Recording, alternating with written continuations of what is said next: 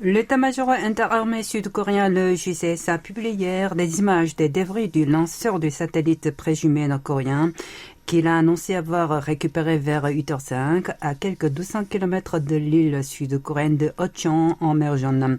On y voyait un grand objet métallique en forme de cylindre au-dessus de la surface de l'eau, mais aujourd'hui l'armée a annoncé que cette structure est immergée dans l'eau dans une position horizontale.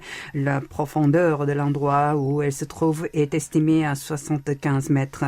À en croire un responsable du JCS, l'objet en question mesurerait environ 15 mètres de long pour 2 à 3 mètres de diamètre et pèse un poids considérable, alors que la longueur de la fusée transportant le satellite serait de près de 30 mètres.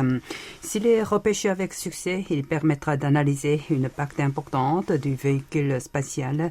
Le premier étage de celui-ci aurait été construit avec la technologie du missile balistique intercontinental l'ICBM, comme celui de type Hwasong-15. Les opérations de recherche et de repêchage rencontrent actuellement des difficultés en raison de la mauvaise visibilité dans le secteur.